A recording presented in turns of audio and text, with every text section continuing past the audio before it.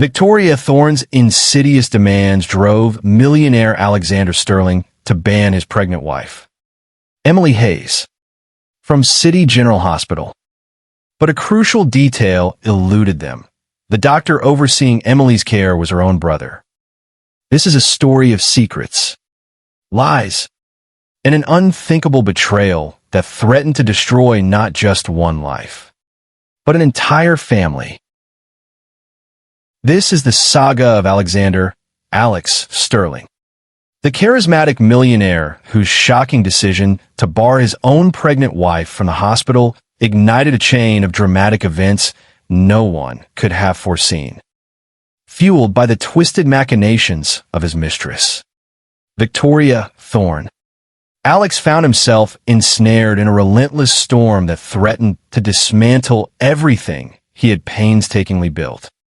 Yet, unbeknownst to him, at the eye of this tempest stood a single man with the power to alter its course, Dr.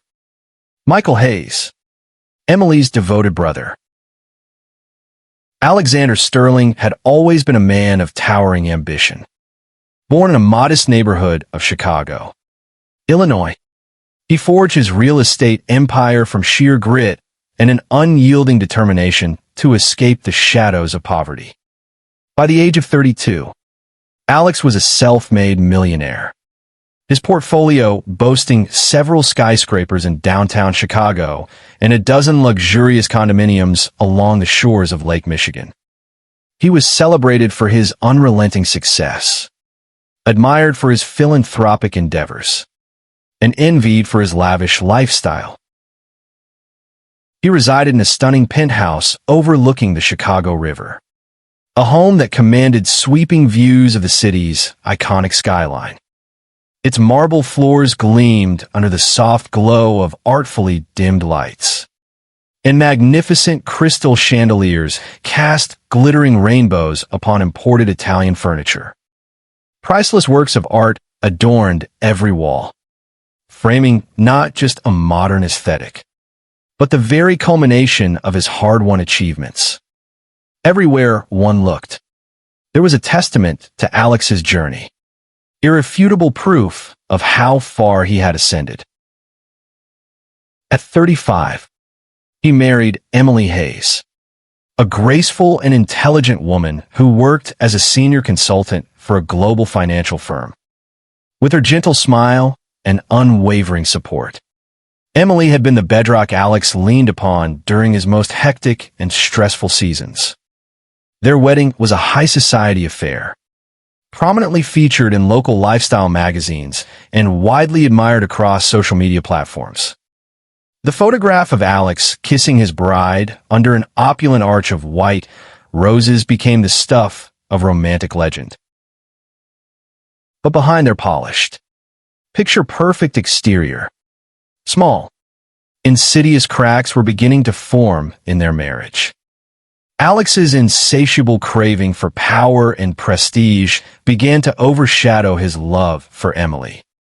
Their once warm, laughter-filled evenings gradually gave way to late-night meetings, frequent business trips, and a whirlwind of new ventures that demanded Alex's every waking moment. Emily, longing for the closeness they once shared, tried her best to accommodate his demanding schedule. She understood the immense importance of his work, but she could not quell the growing tide of her loneliness. Desperate for an emotional connection he no longer sought from his wife, Alex fell prey to the calculated flattery and bold confidence of Victoria Thorne, an up-and-coming socialite with a striking figure and a cunning, strategic mind. Victoria was a veritable force of nature at exclusive events and high society parties. She hosted lavish fundraisers for prominent charities, rubbed shoulders with high-profile politicians, and spent her days mingling with Chicago's elite. It began innocently enough, just casual conversations over cocktails at galas, moments stolen in quiet corners, peppered with her effusive compliments about his business acumen. Soon, Those words of admiration and the illicit excitement of a new affair seduced Alex. Victoria possessed a charm that rivaled any fairy tale siren, and Alex became utterly lost in her tantalizing illusions. All the while, Emily remained completely unaware of her husband's straying heart. She believed Alex was merely burying himself in work, a temporary sacrifice that would ultimately pay off for their future together. Yet, fate was about to deal Emily a devastating blow. For at the very moment she discovered she was pregnant with Alex's child, his affair with Victoria took a dark, manipulative turn, one that would see Victoria's insidious machinations pull the strings of Alex's life like a puppeteer, orchestrating a twisted, tragic show. Victoria Thorne was a woman of singular, unwavering determination. Born to a wealthy family in New York City, she had spent her youth traveling extensively through Europe, mastering multiple languages, studying art history, and frequenting the grandest, most exclusive parties. But mere social prestige wasn't enough for her. She craved influence, true power, the ability to bend others to her will. By the time she arrived in Chicago, Victoria had perfected the art of seduction. She was acutely aware of the profound effect she had on men. Her piercing emerald eyes, glossy brunette hair, and commanding presence made her an undeniable magnet for attention at every social gathering. She carried herself with an air of unshakable confidence, as though the world were her personal stage. When she set her sights on Alexander Sterling, it wasn't merely for love. She saw in him a conduit to a more potent realm of influence and control. Victoria studied Alex meticulously, becoming a confidant for his professional ambitions. And eventually, she convinced him she was the only person who truly understood him. She gave him pep talks when he was weary, fanned the flames of his desire for relentless growth, and encouraged him to seize every lucrative deal he could. Beneath her luminous smile, however, lurked an insatiable greed that grew larger with every success Alex tasted. As Alex's extramarital passion intensified, Victoria began to manipulate him further. She disliked the notion that Emily still held any claim on Alex's heart or his life, though the role of mistress often brought with it a secret, illicit thrill. Victoria wanted something more permanent. She yearned to be the woman on Alex's arm at public events, not the clandestine companion skulking in the shadows. They met in expensive, dimly lit restaurants under assumed names. They sneaked off to exclusive resorts in the Caribbean. And at each rendezvous, Victoria demanded more tangible proof of Alex's devotion. The small gifts, a diamond bracelet here, designer handbags there, or platinum watches quickly shifted to demands for property, exclusive club memberships, and even a controlling stake in one of his new, ambitious developments. He questioned these escalating demands at times, but her artfully shed tears, her dramatic displays of vulnerability, and her unrelenting, professed desire for him systematically tore down his resistance. Victoria's cunning was such that even before Emily discovered her pregnancy, Victoria had learned about it through the pervasive gossip circulating in their elite social circles. For a fleeting moment, she considered disappearing from Alex's life. A baby would complicate everything. However, a bolder, more diabolical idea began to form in her mind. If Emily was carrying Alex's child, it meant a greater share of Alex's love, attention, and, crucially, his estate would naturally go to Emily. Victoria could not allow that. She wanted to remain the priority, at any and all costs. So, she devised her malevolent plan. If Emily's pregnancy could somehow be tarnished by tragedy or overshadowed by Alex's public dismissal of her, Victoria believed she could push Emily out of the picture entirely. It was a cold-hearted, cruel notion, but Victoria convinced herself it was all for love, or rather, her twisted version of it. She believed Alex deserved someone who matched his ambition, his energy, and his relentless drive. Emily, she told herself, was holding him back, and this baby was going to weigh him down even further. It was with this distorted logic that she wove her manipulative web, determined to make Alex do the unthinkable, ban Emily from the very hospital where she was to give birth. A shocking, monstrous request, to be sure, but to Victoria, it was just another test of Alex's devotion. And Alex, caught between profound guilt and overwhelming infatuation, would comply in ways that would shatter his life forever.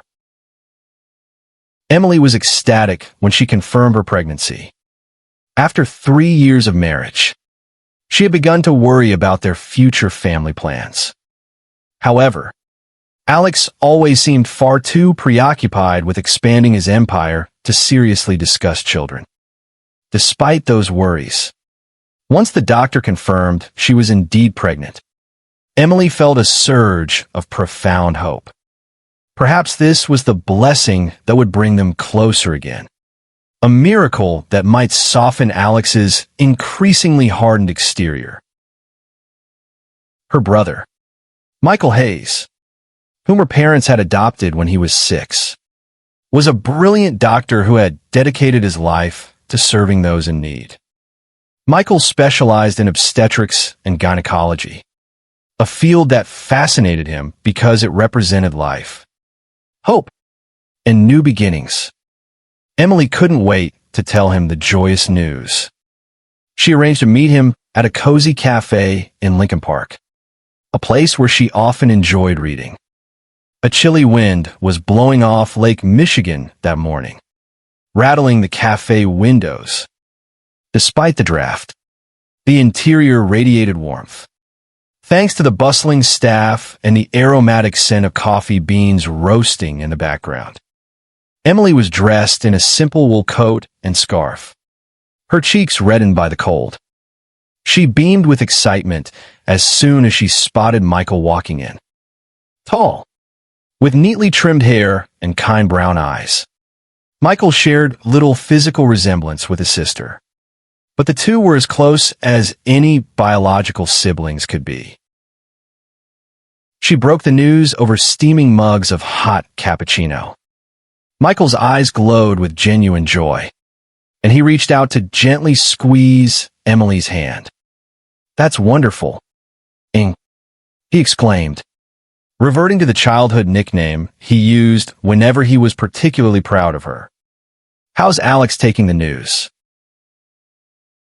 Emily hesitated, her radiant smile faltering slightly. She had shared it with Alex only days before. He had reacted with polite gratitude, hugging her and congratulating her. But the spark she had desperately hoped for, the tears of joy, the vow of unwavering support, didn't materialize. Instead, Alex seemed distracted, if not downright anxious. "Oh, you know him. He's been incredibly busy with a big real estate deal," Emily said softly, trying to sound supportive and understanding. "But I'm sure he'll come around once the initial shock wears off." Michael frowned. He had often worried about Alex's priorities and the way Emily constantly tried to pretend everything was perfect. But seeing her undeniable excitement, he brushed his reservations aside and congratulated her once more. They spent the next hour discussing her health, prenatal care, and the best vitamins for a pregnant woman. It was one of the happiest mornings Emily had experienced in a long time. In the days and weeks that followed, Emily tried earnestly to involve Alex in her pregnancy. She sent him updates on doctor's appointments, shared ultrasound pictures, and passed along nutritional tips. She even invited him to an open house for baby supplies. But Alex's responses were consistently lukewarm. He was incessantly pulled into conference calls, board meetings, or important business lunches. Emily tried to believe that once he held their newborn in his arms, everything would change, that Alex would remember what truly mattered in life. Little did she know, her every step was being monitored and twisted by Victoria Thorne, who had started to track her movements and feed false, poisonous narratives to Alex. Emily had no inkling that behind Alex's growing detachment was the manipulative presence of his mistress, tightening her hold on him day by day. Emily held on to hope, blissfully unaware that the storm was closing in around her. One evening, as snowflakes began to dust the streets of Chicago, Alex returned home later than usual. Emily was lounging in their plush living room, a soft blanket draped over her legs, and a pregnancy book open in her lap. She was 6 months pregnant by then, the gentle curve of her stomach becoming more noticeable each day. Without so much as removing his overcoat, Alex headed straight for his study and shut the door firmly behind him. Emily, worried about his increasingly distant behavior, knocked gently and entered, only to find him standing by the large window, staring out into the snow-blanketed city. His jaw was set tight, his eyes clouded with an anxiety she couldn't quite place. "Is something wrong?" she asked softly, placing a hand on her belly in a protective gesture. He turned, forcing a grimace that masqueraded as a smile. "It's just work," he muttered, running a hand through his hair. The truth was that he'd just come from another clandestine rendezvous with Victoria, one in which she had hurled a shocking, cruel ultimatum at him. Her demands had escalated. She insisted that Emily's very presence in his life was holding him back from a grand project, a multi-billion-dollar skyscraper he hoped to build in downtown Chicago. Victoria wanted him to prove his unwavering devotion by excluding Emily from every major decision, pushing her aside financially, and, worst of all, discouraging her from any public appearances. She insidiously suggested that if Emily had a meltdown or faced undue stress, it might compromise her health and that of the baby. But Victoria's demands were borderline sadistic.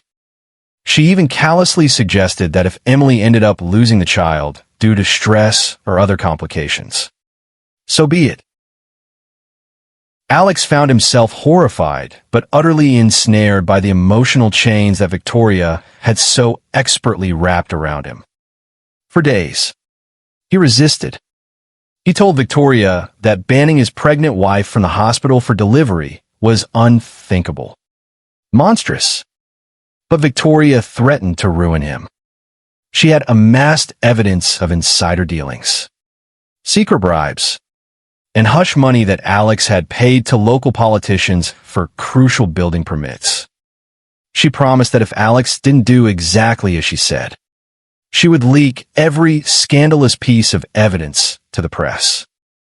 A single expose of that nature could bury his empire in lawsuits and potential criminal charges. Now, as Emily stood in the doorway, her warm concern filling the air, he felt his stomach twist in a knot of guilt. Part of him wanted to reveal everything, to throw himself on his wife's mercy and beg for forgiveness. But the fear of losing everything he had built, his entire empire, was too great. Greed and pride tangled with raw desperation, and he found himself crossing moral boundaries he never thought he would even approach. Emily approached, her hand outstretched. "Alex, I'm worried about you. Please talk to me." He gently took her hand, then pulled away. Emily, it's just business stress. I'll be fine. His voice was hollow, lacking its usual confidence. Feeling uneasy, Emily didn't push further. She hoped that if she gave him space, he would share when he was ready. But that night, she cried herself to sleep, feeling more alone than ever, while Alex lay awake beside her, trapped in his own silent, agonizing torment. Victoria's ultimatum weighed heavily on him: ban Emily from the hospital and make it impossible for her to feel safe. All to prove Victoria's power in his life. It was unthinkable. Yet the next morning, Alex found himself scribbling a legal directive. In a move that defied all logic and compassion, he prepared to contact City General Hospital's administration with instructions that Emily Sterling was to have no access to a private room or specialized staff under his name or insurance. If that wasn't enough, he intended to have her forcibly removed if she appeared without his explicit permission. It was madness, but he was prepared to do it all because he feared Victoria's wrath. City General Hospital was a sprawling complex in downtown Chicago, well known for its excellent maternity ward. Under normal circumstances, Emily would have received the best care, courtesy of Alex's prominent name, sterling reputation, and comprehensive insurance coverage. But unbeknownst to her, the strangest, most cruel set of instructions had found their way onto her hospital records. She was effectively banned from receiving specialized care through Alex's insurance and was flagged for potential removal if she appeared on certain wings. Alex used his connections and considerable money to influence hospital administrators, many of whom had grown reliant on his charitable donations. A carefully worded letter, plus a series of discreet, persuasive phone calls, sealed the unconscionable arrangement. Those in power at the hospital found the request odd, even cruel. But Alex's generosity had paid for new ICU equipment and significant pediatric expansions in the past. The hospital board felt immense pressure to comply. All the while, Emily was innocent to this profound betrayal, still trusting in her husband. She attended her prenatal visits with a bright smile, chatting animatedly with nurses about baby names and nursery colors. She often mentioned how proud she was that her husband had donated large sums to the hospital. Nurses exchanged sympathetic, puzzled looks, unable to reconcile the hospital's baffling directive with Emily's unassuming faith in Alex. The turning point came when Dr. Michael Hayes received a memo from the hospital's administrators. They were implementing changes regarding Emily's care, citing a special arrangement with the patient's family. The memo requested that Dr. Hayes reassign his sister's case to another obstetrician and maintain a professional distance. Furious, Michael confronted his superiors, demanding an explanation. They only gave vague references to executive instructions and liability concerns. Michael pressed them harder, threatening to blow the whistle if they didn't divulge who was behind this outrageous order. Behind closed doors, the hospital's chief administrator reluctantly admitted that Alexander Sterling had orchestrated the entire ban. Michael couldn't believe his ears. That's absurd. Why on earth would Alex ban his pregnant wife from specialized care at the very hospital he funds? He roared. The administrator shrugged, unwilling to risk jeopardizing the hospital's lucrative donations. We're only following the directive. Dr. Hayes, we understand your concern, but there's little we can do. Mr. Sterling has threatened to withdraw all financial support if these instructions aren't carried out. Michael stormed out of the office, his mind a whirl of disbelief and anger. He knew Alex's marriage to Emily had been strained, but never had he imagined something so heinous, so cruel. In a fury, he dialed Emily's number, but she didn't pick up. Probably at work, he thought, or running errands.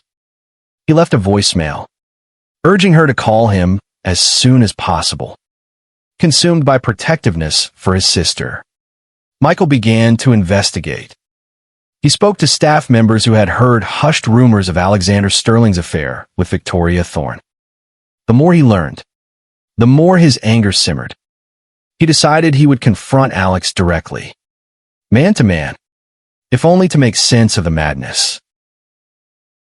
That evening, Michael marched to Alex's penthouse.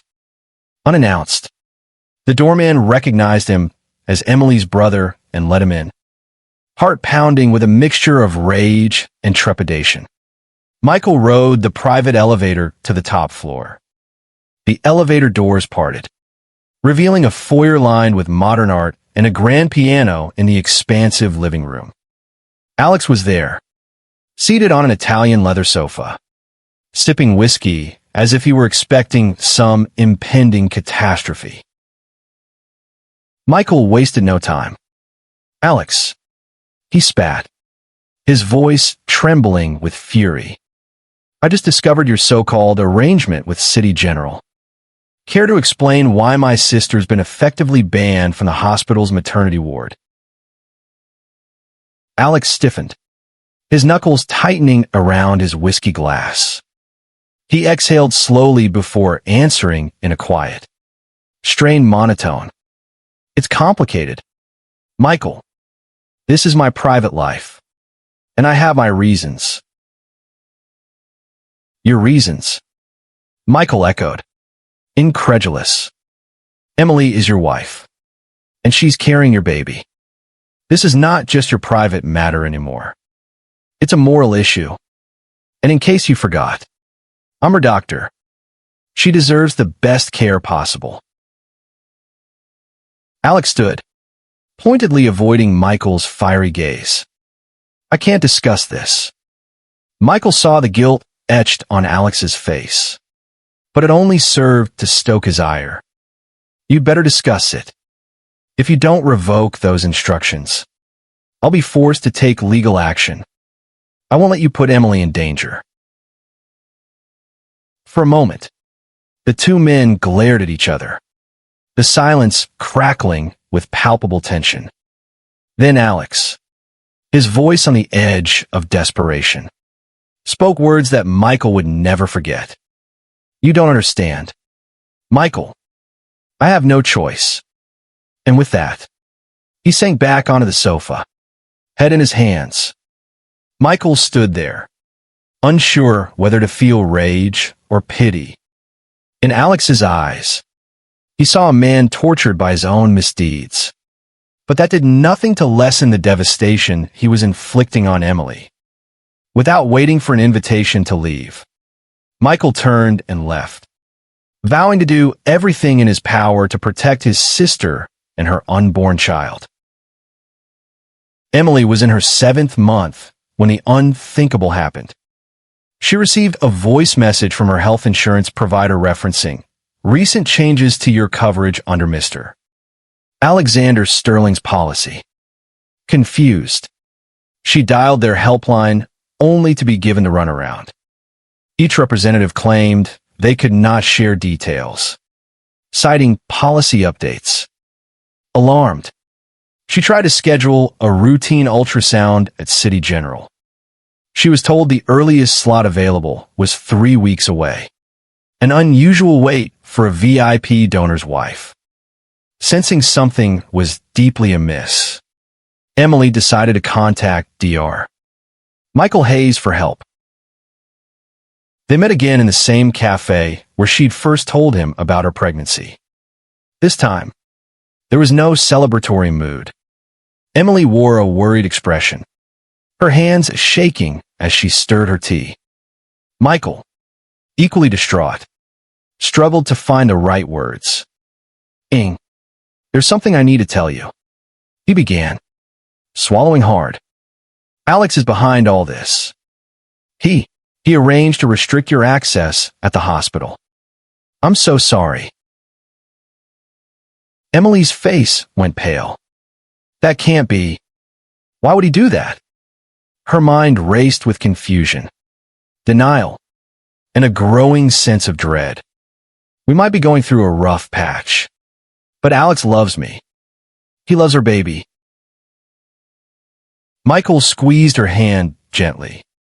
I don't know what's driving him, but from what I've learned, he's under pressure from a woman named Victoria Thorne. She's his mistress. Emily's heart pounded so loudly she thought the entire cafe must hear it. She stared at Michael, lips parted in shock, searching for any indication that this was some cruel, twisted joke. Finally, tears blurred her vision. She couldn't speak. Overcome by grief and fury, she silently mouthed, "Why?" as tears slid down her cheeks. Michael wrapped his arms around her, letting her sob into his shoulder. He explained everything, the hospital's memo, the pervasive rumors of Victoria's manipulations, Alex's cold refusal to rescind a ban. Emily clung to her brother as tremors coursed through her body. Every assumption she had made about her marriage was falling apart like a house of cards. "We'll figure this out," Michael whispered. "We can find another hospital, another doctor. But Emily, you have to promise me one thing. Don't go back to Alex until we get to the bottom of this." Emily nodded, but her mind was a whirlwind of betrayal, heartache, and utter confusion. She needed answers from Alex, needed to hear from his own lips why he would do this to her and their unborn child. That same night, Emily arrived at the penthouse just as Alex was preparing to leave for a late business meeting. She blocked his path by the front door, tears still staining her face. "Alex, tell me it's not true," she demanded, her voice quivering. He faltered, his briefcase in hand. For a fleeting moment, he looked like the old Alex, the one who used to hold her gently and promise to protect her. But the moment passed as quickly as it came. His features hardened. "Whatever Michael told you, Emily, it's more complicated than you think." Complicated. Her voice rose, echoing against the cold marble walls. "How complicated can it be to protect your pregnant wife? To ensure she and your baby have access to medical care?" Alex glanced away, unable to face her pained gaze. "I can't talk about it now. I'm late for a meeting." She stepped aside, heartbreak etched across her face. "Then don't bother coming back," she whispered, her voice raw with emotion. "Because if you walk out that door without an explanation, you'll be a stranger to me from this moment on." Alex hesitated, visibly torn between guilt and desperation. Then his phone buzzed. He read the name on the screen, Victoria. Tension flooded his expression. Without looking at Emily, he walked out, letting the heavy door slam behind him. Emily collapsed onto the floor, sobbing into her hands, unaware that she was being watched. From a dark corner near the living room, a figure emerged, Victoria Thorne, who had let herself in with a private key Alex had foolishly given her.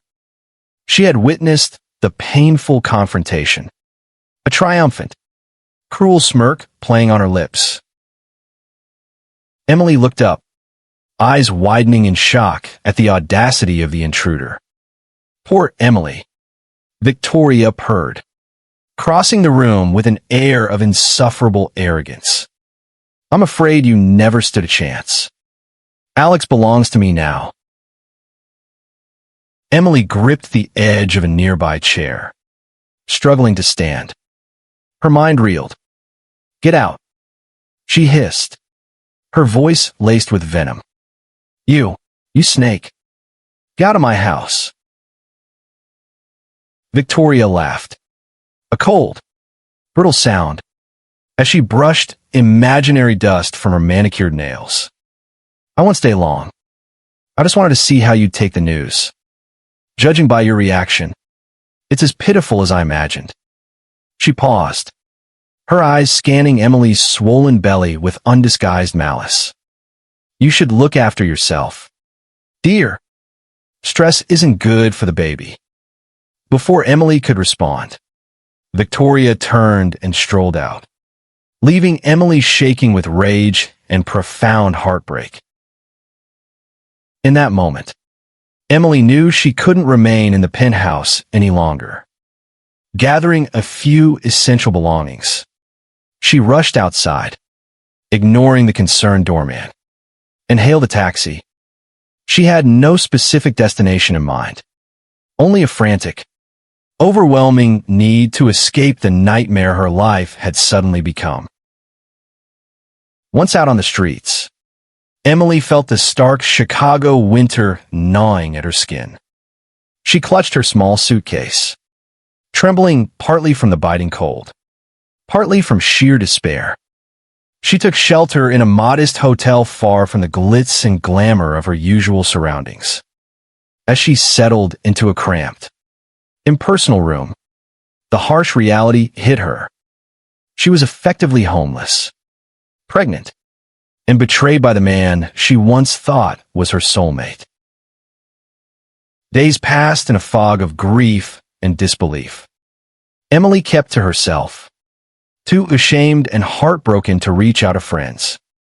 She hadn't even mustered the courage to call her parents, who lived in Arizona. Michael was her only lifeline, repeatedly urging her to move in with him. But Emily needed time. She felt as if she had to piece herself back together before facing anyone again. Alex, meanwhile, was spiraling. Victoria's control over him tightened. She accompanied him to business meetings, to dinners with potential clients, effectively usurping Emily's role as his public partner. With her charismatic smile and sly, poisonous insinuations, she soon dominated Alex's schedule, ensuring every passing minute was spent under her watchful supervision. If he showed the slightest sign of second thoughts or wavering loyalty, she brought out her damning evidence, dangling it like a guillotine over his head. At the same time, local tabloids began picking up rumors of trouble in the Sterling marriage. Paparazzi snapped blurry photos of Alex stepping out of luxury hotels with Victoria, while Emily was conspicuously nowhere to be seen. Some speculated that Emily had been admitted to a private health clinic. Others gossiped that she'd gone on an extended vacation to Europe. The truth that she was holed up in a small, modest hotel room, battling profound heartbreak and exhaustion remained hidden. Dr. Michael Hayes, refusing to stand by helplessly, took a desperate step. He scheduled a meeting with the hospital board, determined to expose Alex's unethical directives. Armed with documents, testimonies from concerned nurses, and references to the suspicious internal memo, he made his case passionately. Many of the board members were appalled. However, others, clearly indebted to Alex or fearful of his influence, clung to the official stance that Alex's instructions were within his rights as the insurance holder. "You're telling me a woman can be banned from her rightful insurance coverage and hospital access because her spouse ordered it?" Michael thundered, slamming his fist on the polished boardroom table. A board member sighed. "We're not proud of this, Dr. Hayes. But legally, Mr. Sterling's policy changes and his substantial hospital donations give him disproportionate influence. It's murky legal territory, but we're not prepared to provoke a lawsuit we might lose." Michael realized he'd reached an impasse. Logic and morality had fallen prey to money and power. He left the meeting in a fury, resolved to find another way. As winter snow turned Chicago into a gray-white labyrinth of slush and ice, Emily's pregnancy entered a delicate phase. She felt weaker, plagued by bouts of dizziness and persistent headaches. One morning, after a fainting spell in the shower, she called Michael in tears, finally admitting she needed help. Within an hour, Michael arrived at her hotel, whisking her away to his apartment. He made up a spare bedroom for her, stocked the fridge with healthy food, and began meticulously monitoring her vital signs. But even then, the specter of Alex loomed. Emily constantly worried he might retaliate if he discovered she was seeking medical care through channels he hadn't authorized.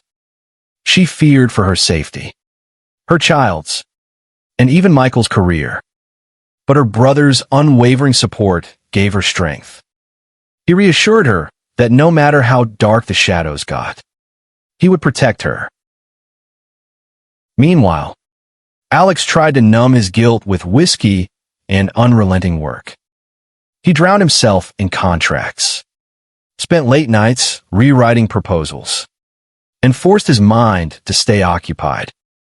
Victoria, sensing his torment, demanded more extravagant displays of loyalty. She insisted on attending a prominent charity ball as his date, brazenly stepping into Emily's public role. The event, hosted at the historic Liberty Hall, was a who's who of Chicago's elite. On the night of the ball, Alex wore a tailored tuxedo, his expression somber.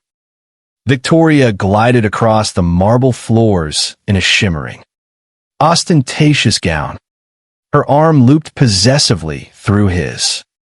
Cameras flashed, capturing them as the new power couple. Whispers flitted through the crowd. Where was Emily? The hush of speculation hung over them like a toxic cloud. Alex plastered on a fake smile, acutely aware that in one fell swoop, he was murdering his public image as a devoted husband, forging a new persona as Victoria's partner. Among the attendees that night was David Miller, an investigative journalist for the City Chronicle. He noted Victoria's triumphant smirk, Alex's forced composure, and the conspicuous absence of Emily. David had once interviewed Alex about his philanthropic endeavors and remembered Emily being gracious and kind. Something about the entire scenario felt deeply off, and David decided to dig deeper. Over the coming weeks, he quietly began an investigation, determined to uncover the truth behind Emily's sudden disappearance.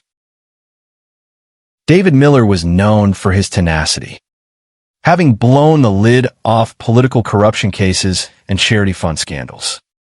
He was adept at sniffing out secrets hidden behind polished smiles. After the charity ball, he began piecing together clues. His first step was to visit City General Hospital under the guise of writing a profile piece on their maternity ward expansions. He noticed the uneasy glances staff members exchanged when he casually mentioned Emily Sterling. He also discovered that Dr. Michael Hayes, highly regarded in his field, had suddenly stopped handling Emily's case. Something didn't add up. David discreetly interviewed several nurses who, under promises of anonymity, whispered about a directive that had come from the top to block Emily from receiving specialized care. Some admitted it had broken their hearts to comply. Armed with these testimonies, David approached the hospital administrators. He was met with polite stonewalling. The official statement was vague, due to internal policy changes and a private family arrangement. Ms. Hayes opted for alternative care. But David knew better. He filed a formal request for hospital policy documents, suspecting he might uncover a paper trail connecting Alexander Sterling to the unusual directive. Simultaneously, David tried to find Emily herself. He called the Sterling penthouse, where he was told she was resting. He contacted her employer, learning that Emily had taken a leave of absence, citing personal matters. He scoured social media, but Emily had gone dark. No posts, no updates, nothing. It was as if she had vanished. However, after several days of trying, he hit upon a lead, a friend of Emily's from college, who thought Emily might be staying with her brother, Dr. Michael Hayes. Eventually, David caught Michael after a long shift at the hospital, meeting in a nondescript diner on the outskirts of the city. They sat in a corner booth, sipping stale coffee under flickering neon lights. "I know something terrible is going on," David began, showing Michael the anonymized testimonies from the nurses. "I want to help. I want to expose the truth." Michael regarded him wearily. "How do I know you won't twist the facts for a sensational headline?" David held up his hands defensively. "I care about Emily's well-being. She was always gracious when I interviewed Alex. She deserves better than this. Trust me, if there's corruption at the hospital or if someone's pulling strings to harm her, the public deserves to know." Michael leaned forward, lowering his voice. "Alex has orchestrated it all. He's working in tandem with Victoria Thorne. But exposing them could lead to a massive lawsuit against the hospital. Or worse, Emily is terrified. She's pregnant, vulnerable. If Alex or Victoria lashes out, it might endanger her health further." David nodded solemnly. "That's why we must proceed carefully. Gather irrefutable evidence. Build a strong case so not even Alex can wriggle out of it." Michael thought of Emily, how she needed justice, how the world needed to know what Alex had done. "I'll help," he finally said, "but I need assurances that Emily won't be harmed in the process." "I promise," David said, sliding over a business card. "Whatever happens, I won't publish a word until we have your go-ahead." Over the next few weeks, David and Michael worked surreptitiously. Michael gathered emails, memos, and internal communications that proved Alex had specifically requested Emily's restricted access. Some of the emails came from the hospital's upper management, referencing direct instructions from Mr. Sterling. Others were more explicit, detailing how Victoria Thorne had visited hospital administrators, delivering envelopes that likely contained hush money or blackmail material. Meanwhile, David tracked Alex's financial transactions, hiring a forensic accountant. They discovered suspicious wire transfers to private Swiss accounts money that likely funded Victoria's lavish lifestyle. Among the documents was a startling piece of evidence, a contract with a real estate conglomerate that included an unusual clause. It specified that if Alexander Sterling was not entangled in a marital dispute, a certain percentage of the conglomerate's profits would be allocated to him personally. It appeared that Alex's entire empire hinged on maintaining an image of being free from familial obligations, a twisted arrangement made even more horrifying by the fact that he was actively ensuring his pregnant wife was out of sight and out of mind. As the puzzle pieces fit together, David realized this wasn't just a personal drama. It was a web of corruption, blackmail, and corporate greed that implicated hospital officials, real estate moguls, and even local politicians who had turned a blind eye. A scandal of epic proportions was brewing. One night, Michael found Emily sitting on his couch, absently rubbing her large belly. She looked exhausted, shadows under her eyes, her once vibrant spirit dulled by constant anxiety. He knelt beside her, pressing a gentle hand against her shoulder. David and I are close to exposing Alex and Victoria. He whispered. We have the evidence. It's solid. She looked at him, tears threatening to spill again. I'm scared. Mike, I'm scared for our baby. For what Alex might do. I keep thinking about the man I married. The one who used to be so kind. Michael's expression softened. I know, but he's not that man anymore. He made his choices. He took her hand. You need to be strong. We'll protect you. Emily nodded, feeling a flicker of hope, even as an undercurrent of dread persisted. She wanted closure.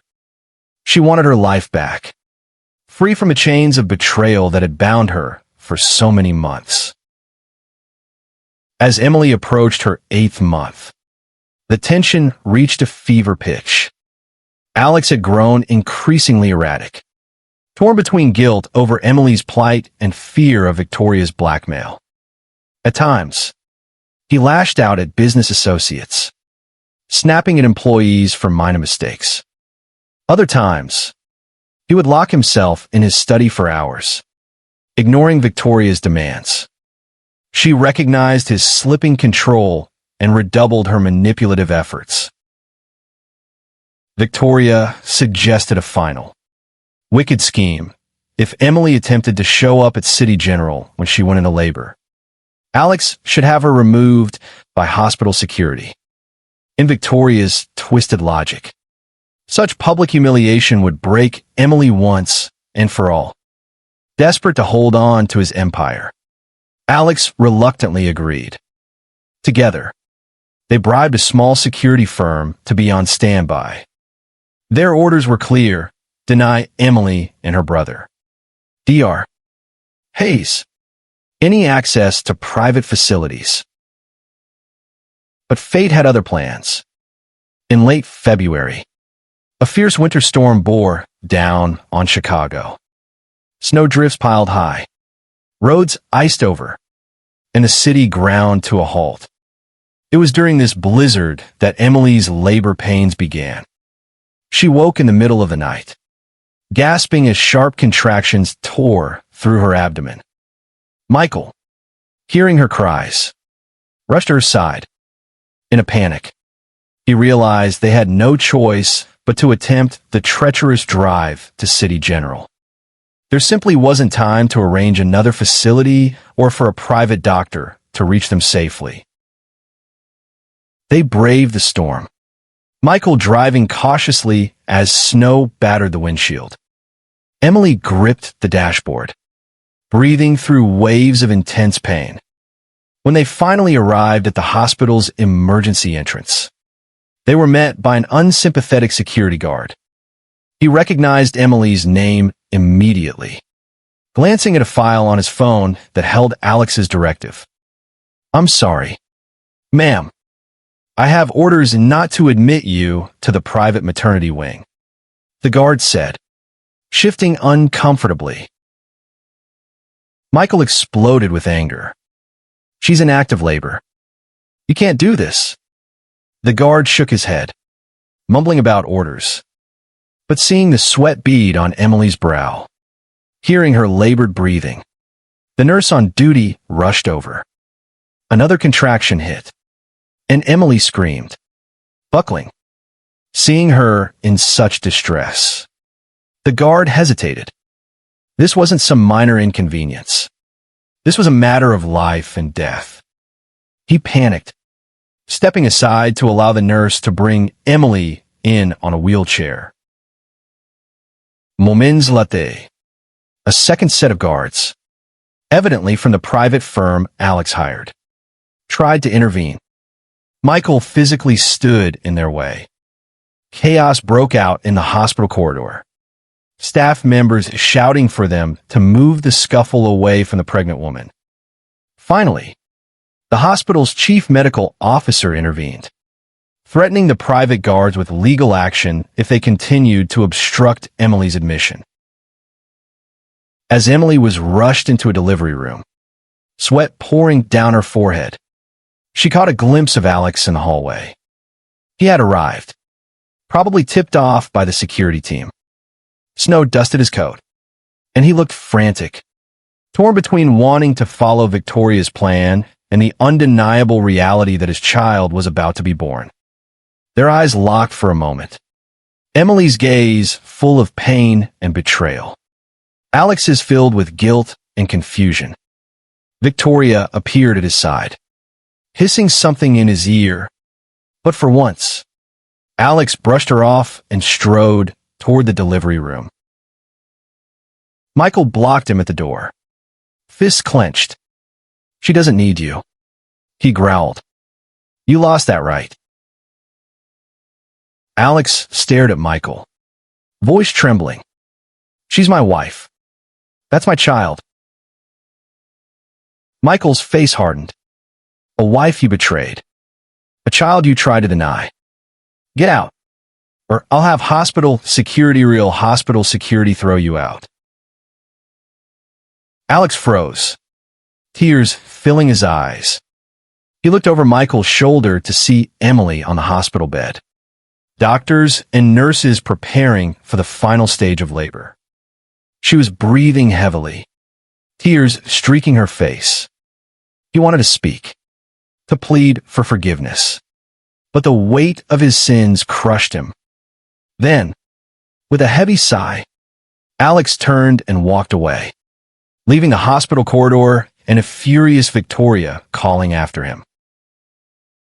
Emily's labor was difficult, exacerbated by months of stress. Yet Michael, armed with his medical expertise and profound love for his sister, guided the attending obstetrician, ensuring Emily received the best possible care. Hours later, in the early morning, Emily gave birth to a healthy baby girl, whom she named Olivia. Exhausted, tears of relief streaming down her cheeks, Emily held her daughter for the first time. Michael stood by her side, placing a gentle hand on baby Olivia's tiny head. A hush of awe settled over the delivery room, broken only by the newborn's soft cries. "She's perfect," Emily breathed, the ghost of a smile finding its way on her tired face. Outside the room, David Miller was finalizing the last details of his exposé. The fiasco with the security guards was all the confirmation he needed. Doctors, nurses, and even some of the guards themselves provided on-the-record statements that incriminated Alexander Sterling and Victoria Thorne. The article would reveal every sordid detail, from the blackmail to the hush money. It was a bomb ready to detonate. Meanwhile, Alex found himself in a profound crisis of conscience. Sitting in his car, snow piling on the windshield, he stared at the hospital doors. Memories of happier times with Emily flooded back, her laughter, the warmth of her embrace, the sparkle in her eyes when she spoke of starting a family. He thought about his child, now likely born. Overcome by shame, he drove aimlessly until he ended up at the waterfront, parking at the edge of the frozen lake. For hours, he wrestled with his guilt, his greed, his dread of exposure.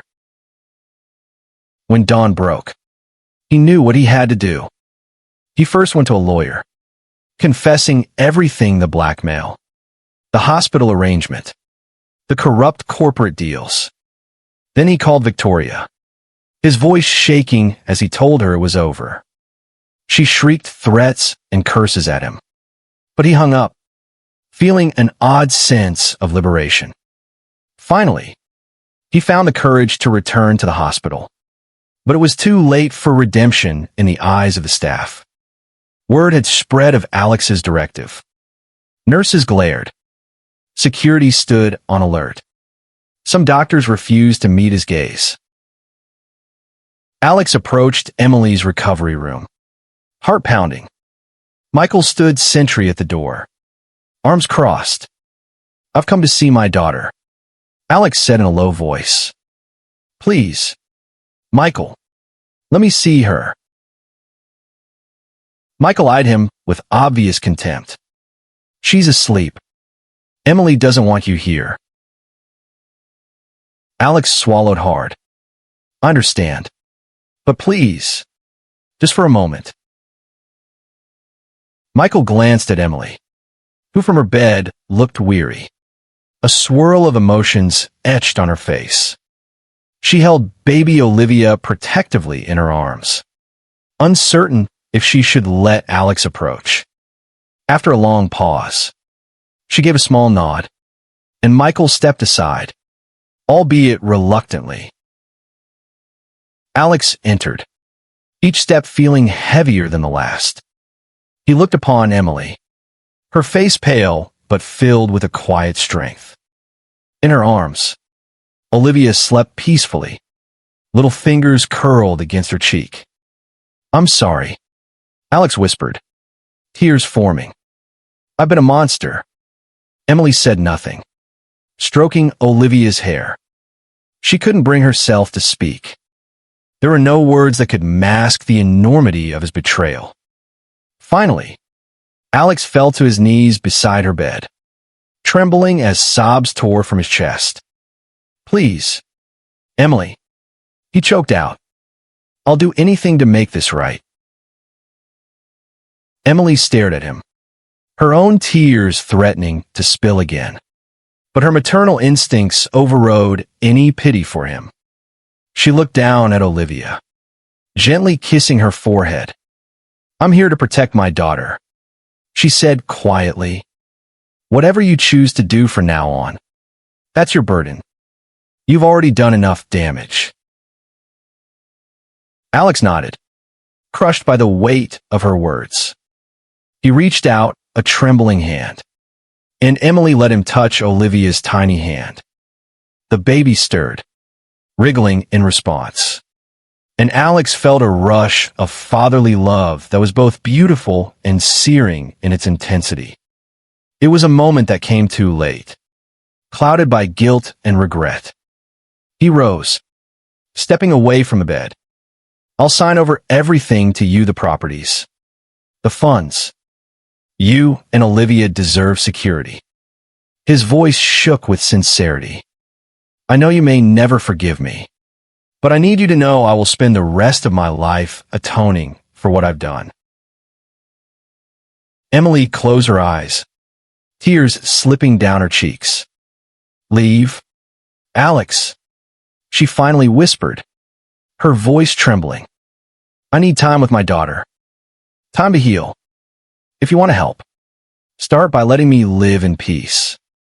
Alex nodded, his world crashing down, and quietly left, not daring to turn back. Within days, David Miller's expose hit the front pages of the City Chronicle. The headline blazed across the paper: "Millionaire's Mistress Scandal, Hospital Bribes, Blackmail, and a Pregnant Wife Banned." The article tore apart Alex's carefully curated image, detailing Victoria's manipulations, the hospital's complicity, and the near-deadly consequences for Emily and her unborn child. Outrage ensued. Public officials distanced themselves from Alex. The hospital board faced intense scrutiny, with several members resigning in disgrace. Lawsuits loomed, led by civic groups and women's advocacy organizations, appalled that a pregnant woman could be treated so cruelly at a place of healing. Victoria Thorne tried to weather the storm, releasing statements denying any wrongdoing. But David Miller's evidence was damning. She fled Chicago within a week, her social standing ruined. Rumors circulated that she moved to Europe under an assumed name, forced into exile by the scandal she had ignited. Alex, meanwhile, stepped down from his company, handing control over to trusted associates. He sold off his penthouse and liquidated many of his assets, funneling them into a trust for Emily and Olivia. Though he faced threats of litigation and possible criminal charges for his bribery schemes, his full cooperation with authorities garnered some leniency. He spent many hours testifying, revealing the depth of corruption and acknowledging his own shameful role. As for Emily, her recovery was slow. In the quiet of Michael's apartment, she focused on caring for Olivia, who quickly became the light of her life. Late nights feeding the baby, early mornings filled with cooing and lullabies, these gentle moments were her refuge, her path to healing. Michael, ever her protector, stood by, ensuring that if Alex attempted any breach of boundaries, Emily and Olivia would be safe. Over time, with therapy and the unwavering support of her loved ones, Emily began to rebuild her life. She moved into a modest but comfortable townhouse on the outskirts of the city. She resumed her consulting work from home, balancing spreadsheets and baby bottles with a newfound determination. She had learned she was stronger than she ever imagined, tempered by the heartbreak she had endured. And so, life carried on. The media firestorm eventually died down, replaced by newer scandals. But the lesson remained. No amount of wealth or power could shield a man from the consequences of cruelty and deception. Alex had learned this the hard way. Emily, for her part, forged ahead, a phoenix rising from the ashes of betrayal to embrace the promise of a brighter future for herself and her daughter. The story of Alexander Sterling, Emily Hayes, and Victoria Thorne is a testament to both the darkest depths of betrayal and the incredible resilience of the human spirit.